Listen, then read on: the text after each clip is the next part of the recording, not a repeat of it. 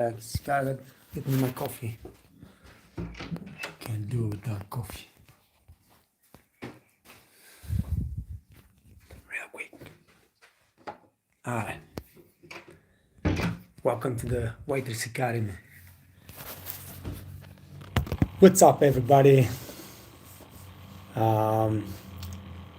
Excited today, man. I just really want to introduce you guys to some amazing people that started from scratch, from nothing, made it big time. And today's, I start with Gary Vee, and I will tell you why. Gary Vee is Gary Vaynerchuk. He's a Polish guy, came with his family to United States when he was very young, immigrant. So they settled down in New Jersey. His father started a little business, started a wine shop, started open a shop that started selling wine. So Gary Vee grew up around the wines, around the shop. When he was a little bit older, he started working with his father. He took over the business, made it a multi-million-dollar business. Selling wine on the internet, on everywhere, like a multi-million-dollar business. And then, of course, Gary is one of those people that they call early adopters. I think he's even before the early adopters, but anyway, he always goes for the innovations, and he used the money from the shop to invest in his own business, Vayner Media. He invests in I think Facebook and Lyft, the new taxis and stuff like that. Right now, he's investing heavily in NFTs. The guy just invests in everything new that comes on the market, and actually, that's how he became ultra rich. He has hundreds of millions of dollars. Runs big companies. His Vayner Media works with the top 100 Fortune companies in the world, and all that is great. But this you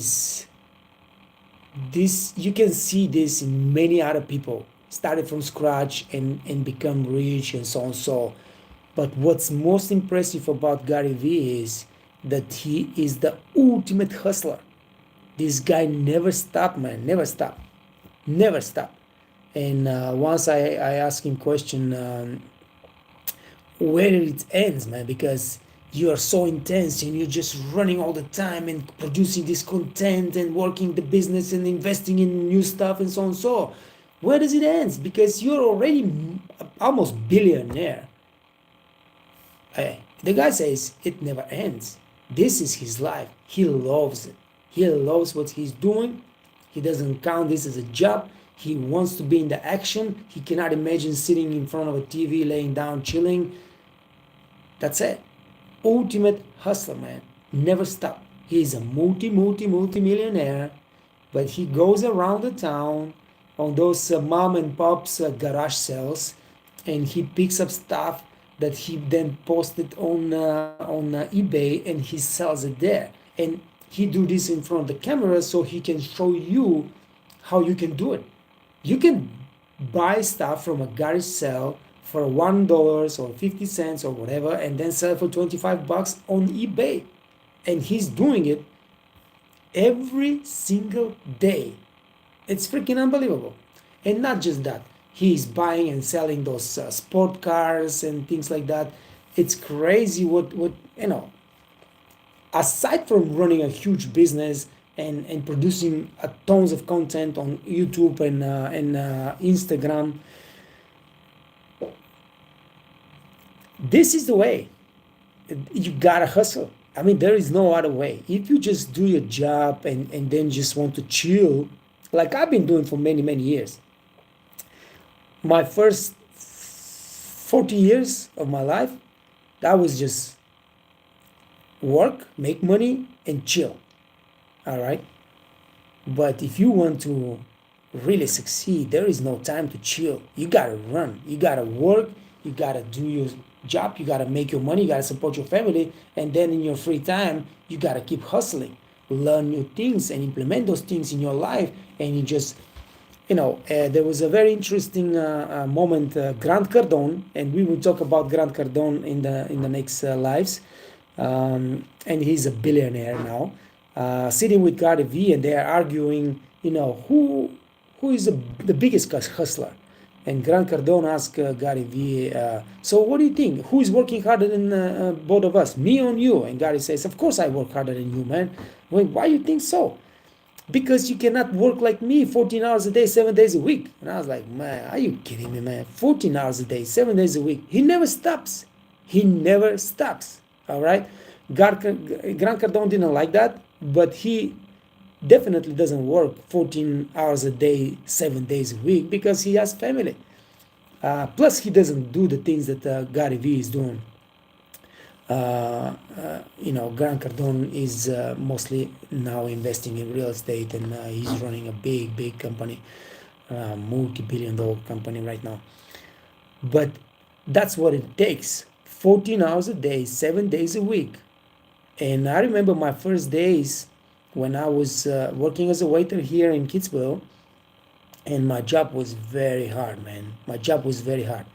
In the winter time, we were working 6 or 7 days a week, minimum 12 hours a day, And the moment I hit the floor, I start running on 100 kilometers an hour until we finish the last second. You just never stop running.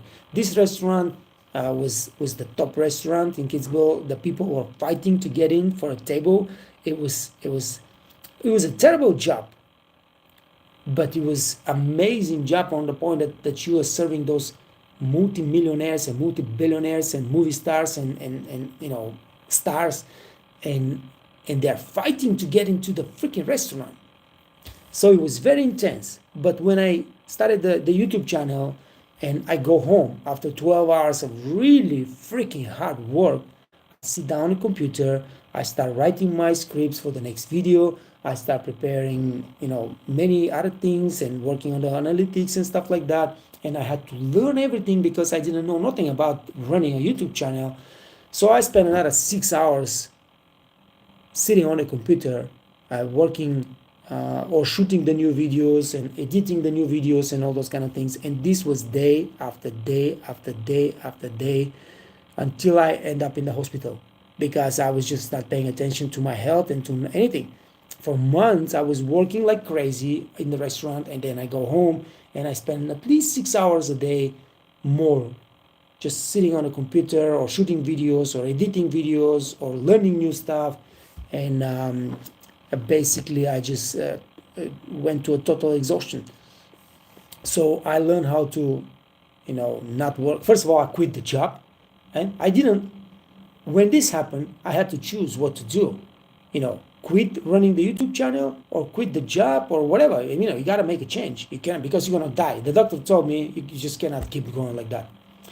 And I was like, okay, I'm not gonna quit running the YouTube channel. Although the YouTube channel was nothing, there was nobody watching the videos at this time. It was like at the very beginning, it was very hard because nobody was watching the videos. I was just making videos, learning new stuff, but nobody was watching. The YouTube channel was nothing. But I was like, no, I started this. I'm not gonna quit the YouTube channel. I'm gonna quit the job. I went to my wife and I said, you know what? I'm quitting. And she was like, oh, what's going on? Why are you quitting? I was like, nah, I'm going to die. I'm going to die. Right? So, and I told her, listen, let's get out of here. We're going to make a change now. We're not going to work so much no more. We're going to move to Switzerland. We're going to work only 4 months a year. We're going to work hard, but this is going to be only 4 months a year. And then the rest of the year, 8 months, we're just going to travel the world and chill and enjoy life. And that's what happened. She was not agree. She didn't agree. She was against that. But once we landed in Switzerland, we got the jobs and everything, and she loved it. But you had to make a change. So I did not give up on the YouTube channel, and I'm very happy about that. I give up the job, and that's that's what happened. Slowly the channel, and then the Waiters Academy, and then the business and everything turned into my, my primary job. So Yes, but like I said, the beginning was very hard, and kudos to Gary, but he's younger than me. He's like 10 years and younger than me, so he's like 40 years old now. But he's still running really hard, man. This guy's flying the whole over the world. He's giving interviews. He's giving, he's working with companies. He's making their marketing strategies and stuff. Amazing, amazing hustler, and that's why I respect him. I don't think that I can do it. I don't want to do it. I don't want to do it this way. Listen, when Gary Vee took over his dad wine shop and made it this multi-million-dollar business, he worked 10 years, 7 days a week, without taking a day off, without going on vacation, not once. At least that's what he says. I mean, I can't even imagine that. I cannot believe that. But I believe Gary Vee, because if he says it, he says it. I see how he's working right now. He's not taking break now. So why would he take a break when he was 18 years old? So it takes a lot of work, a lot of hustling, a lot of learning, a lot of determination, a lot of discipline. But that's how you succeed, man. This is how you succeed. So I would say, guys, you go and check Gary Vee. I would give you the YouTube channel link, but he posts every single day shorts and lives and videos on YouTube and on Instagram, so you can go and check it out.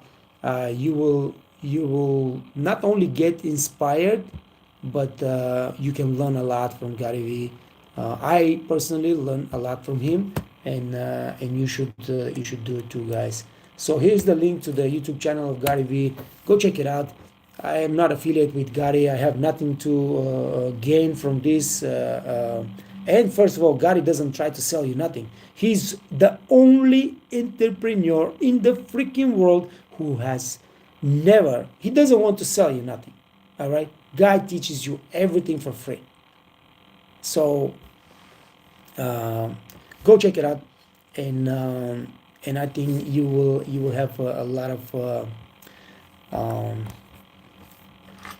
positives from following Gary and learning from him. Mr. Kapoor, hello, bro. What's up, brother? What's going on? Gara Wrestling, hey Ned, I just finished today my summer job. Congratulations, baby. Go home, take a rest a little bit, and let's get the next chapter of your life. Let's get the job in Switzerland and keep going. Yeah, amazing. Now in Karpathos, they told me that they close all the restaurants and everything close on 15th of October. So yeah, I guess everybody is closing in October in Greece. There were no more flights coming in with tourists and everything like that, so it doesn't make no sense. Felix Oliech. Hello, Felix. What's going on? Oliech or Oliech? I'm not sure. It depends what country you are from. Modak, sir, how to be a perfect waiter fast? Wow, man. Very, very good question. Very good question. I want every one of you to be a perfect waiter fast. It's possible. It could be done. So what is perfect waiter? A person that provide perfect service with minimal mistakes, and following all the rules. All right? Person that have the knowledge to explain every single little detail to the guest if they want to ask a question about the menu, about the food, about the drinks, about the wine. All right? And then, of course, somebody that works well within a team. You got to be a team player. You got to be good with your coworkers. You got to be supportive. You got to be, if you're the top dog, you got to teach them how to do it. If you're somebody that right now you want to learn how to be a waiter, you got to give everything from yourself to learn from the top dog, and you give everything from yourself to support the operations. So that's what it takes to be a good waiter fast. So what you got to do, go to the Waiters Academy and sign up for the waiter training course, man. You got to be able to follow the steps of service, the most important thing probably in a job. You got to be able to greet the guests properly. You have to be able to present and sell the chef specials. So you got to be a top seller. We teach you that. You got to be able to handle guest complaints. No matter what operations you're running, no matter how good you are, there will be mistakes and there will be guests complaining. You need to know how to handle guest complaints, so make sure you learn that. You need to know everything about your menu and about your wine list, so you gotta learn that as fast as possible. And then you need to learn how to prioritize and all those kind of things, and you need to teach you the leaderships. The leadership class will teach you a lot about being a team player, being a really great person, who leads everybody else around, who supports everybody else around, who brings value to the people around you, not just the guests, but your coworkers and your management. All those things we teach you on the Waitress Academy. So this is probably the fastest way to learn the things. If you don't want to go to the Waitress Academy, you can go to the blog post and you can choose what you want to learn. Okay, today I'm going to learn how to become a top seller. All right, you find the upselling skills, and I teach you step by step all the words that you need to use, all the the posture, the gestures, the tone of your voice. Everything matters when you want to become a top seller. We teach you that for free, so you can do that as well. Depends how fast you want to accomplish that, becoming a top player. And you got to be working. You got to be on the floor, and you got to be working and applying everything that you learned today from the course or from the blogs. You got to apply that to your daily routine every single day. All right, so that's how you polish your skills. That's how you get better every single day, little bit, until you become really a top waiter. And like I said, you become top 10% of your class, in your industry. That means you have made it. You're gonna make money. You're gonna make a beautiful life for yourself and your family. That's what the goal's gotta be. God of Wrestling. Our restaurant will stay 5 days more, but the boss decided to keep someone else, even though I started first. Such an ungrateful boss. I'm tired of politics in our job and the guys who lick the boss ass. Yes, listen, we deal with this shit all the time, so don't pay attention to that. 5 days more or 5 days less doesn't mean nothing to you, brother. Your whole life is in front of you. Go take these 5 days and enjoy with your friends or girlfriend or a family, whatever. Don't worry about that. And you're gonna have bosses like that, and you're gonna have bosses that are very appreciative with your job. So trust me, just keep looking straight, looking forward. Don't pay attention to this PT shit. Let's get your job in a new place. I gotta tell you something. Listen, yesterday I talked to a friend of mine. She was a F&B director at the top hotel here in Austria, where I work, and she got married for a guy that's been a restaurant manager for quite a while, top restaurants, and he was invited to run as a restaurant manager 3 Michelin star restaurant in Germany, and he was very excited.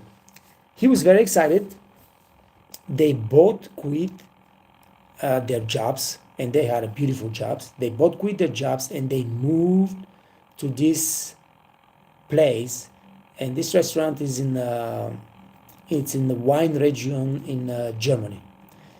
So it's little villages around, not much going on. They used to live in the big city and blah blah blah. So, and he was a restaurant manager in a 2 Michelin star restaurant in big city in Germany. So he took this opportunity, and turns out to be a disaster, because the chef, the celebrity chef that he has to work with, is the top dog in this restaurant. All right, and he turned out to be a really terrible person, terrible character, as somebody that treats everybody like shit, somebody that doesn't pay attention to nothing else but his creation. The atmosphere in the restaurant is really disastrous. He goes to work there every single day with under a lot of stress. He doesn't want to go to work. That's terrible. But of course, he took the job. He knows that this is a very good experience to put this in your resume and things like that. But he really doesn't know what to do. So imagine now you are already a manager, restaurant manager in a 2 Michelin star restaurant, all right, in the top city in Germany. Now you get this offer, and it's a very good offer on paper. You get paid. It's a 3 Michelin star restaurant. You had they promised him a lot of things that they actually did not provide because, like I said, the chef just not agree with anything that he wants. Doesn't not agree with anything he wants to implement as a restaurant manager. Chef thinks that he is the top dog and he's everything that he says, that's what it is, and nobody else matters. And the language that he uses is a terrible language, and just disregard of any humane aspect of his employee in the kitchen or the restaurant manager or the waiters and everything like that. So it turns out it's a terrible move, but you make moves like that. And now, the God of Wrestling is complaining that he got let off 5 days earlier. But that doesn't mean nothing because you did the season, you made your money, and listen, that don't mean nothing. Put yourself in the situation of this guy. He went over there, quit a terrific job, and now he's in a situation that he don't know what to do. He doesn't know what to do because if he quits this job, all the effort and the years that he was building this career to be a top manager in the top restaurants in the world will take a big hit now because he quits, but he doesn't have another job, a Michelin star job, Michelin star restaurant waiting for him. So it's going to be tough. And my advice was hang on with it, and try to change the culture, and try to change everything around the ass celebrity chef, and just make it a little bit more bearable for you and for your employees front of. You cannot help the kitchen staff, but you can help the front of the house employees. So let's see what's going to happen. It's been just a few months since he started, so we'll see. So God Wrestling says, I'm thinking to move in Basel, and I will rent a house in Saint Louis in France that is 3 kilometers far away from Basel. So I will pay cheap rent. Many people do that and it's legal. Is Basel good for waiters? You have to speak French. Yeah, you gotta speak French if you want to work in Basel. You're not going to be able to work in Basel only with English. I don't think you're going to get a job in Basel without French.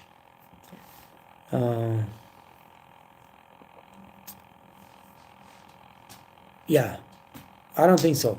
And I don't think you're gonna make the money you want to make in Basel as much money as you think. First of all, I don't think you're gonna get a job in Basel without speaking any French. So I think that's not gonna work for you. Plus, I don't think I don't see why you need a house. I don't see why you're gonna do something. It's legal, of course. A lot of people doing it. A lot of people doing it from Italy. They live in Italy. They work in Switzerland every single day. Commute. That's you say 3 kilometers, but to cross the border in the morning, you cross the border in the evening takes a lot of time. Because 100,000 people cross the border every single day to go to work in Switzerland and come back. Because in Ticino there are like 100,000 Italians working in Switzerland, and they cross the border every single day. So yeah, it takes a while. Um, but listen, it, you gotta just do whatever you want. If you think this is a good idea, if you have friends in Basel, if you know somebody that you can rent the house with him and so on, so go for it, my friend. You got nothing to lose. All right, you can lose some little bit of money, you can lose a little bit of time, but I mean, listen, this is nothing. Money is nothing. I don't never pay attention to money. Time, you have a lot of time in front of you to make mistakes and fix them and move forward. So, yeah. Yes, you are right. Maybe I am overthinking too much. Absolutely. I think you are doing this not just now, but before that, when we be talking, you take things a little bit too personal. You're like my wife. She takes everything too personal and gets really easy upset about anything. Uh, Not a good thing. Not a good thing. Not a good trait in your character. So maybe you should work to get rid of this and just grow a thicker skin. Um, Ned, they speak German in Basel, and I want a house because I am moving with my girlfriend. That's why.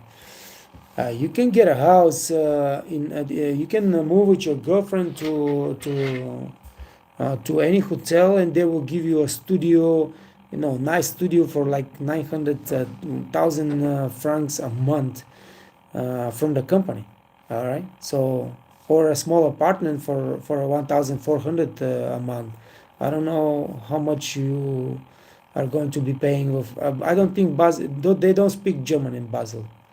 Okay, everybody speak German in pretty much everybody speak German in Switzerland. Okay, but if you want to work in Basel, they will ask you for French.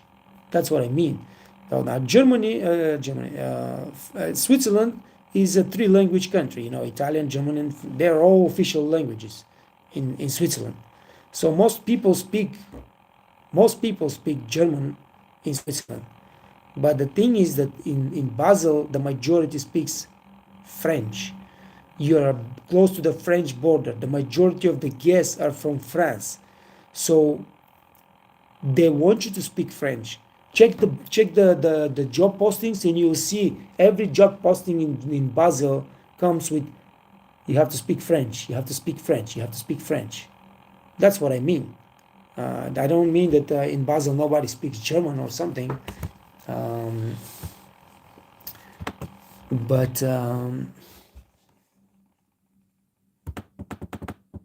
what happened with my computer?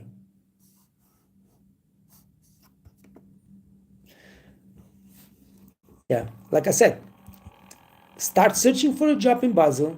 If you find a job, then you're okay. You got a job. Now, getting a house in France, it's going to be maybe harder because it's not so easy to get to rent a house in Western countries. You got to have a work contract, and then of course they want some documents from your prior renting, whatever. It's a little bit more complicated that you think that you do it in Greece. It's not the same. It's not the same thing. So if you have somebody to help you, might work. If you're gonna do everything on your own, that's gonna be a problem. Can you tell me some cities that I should search? Saint Gallen. Saint Gallen is good. Geneva, also French. Lausanne, also French. Zurich, of course, definitely. Sion, I don't know none about. Zurich, Lucerne. Those are the cities. Listen. Listen. Take a break.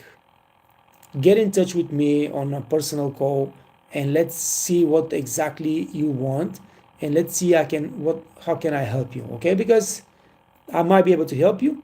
I might be able to help you to get a really top job. It depends on how much German did you learn, but let's see. We don't need to discuss right now this. Take a break, take a rest, think about, talk about it with your girlfriend. um,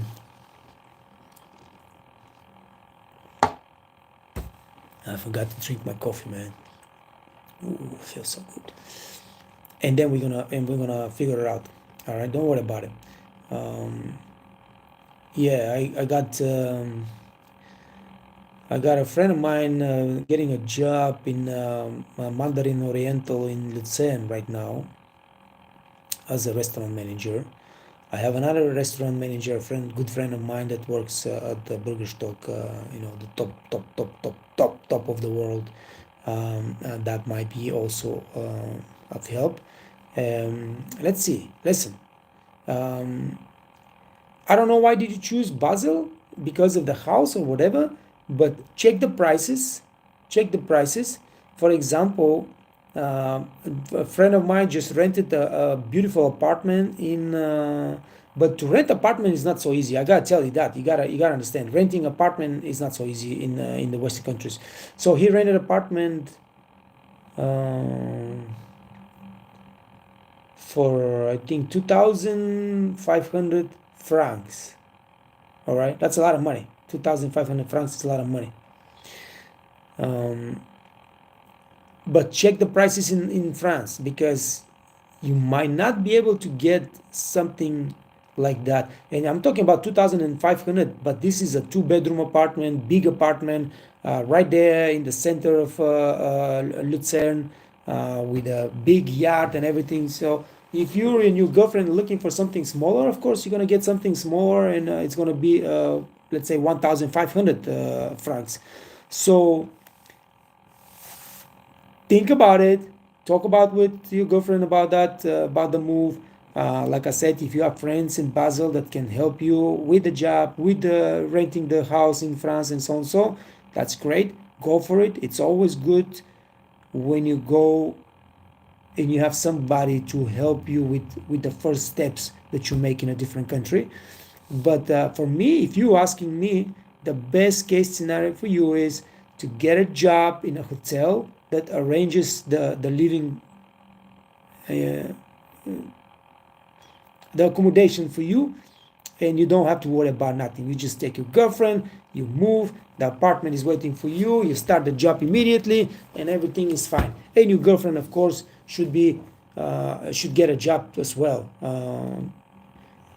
I guess she's speaking also English, so she should be able to get a job as well, and you can make a very good living. Which, if your girlfriend is working there, you working there, you get a good jobs, and you're living in a studio that costs you 1,000 francs.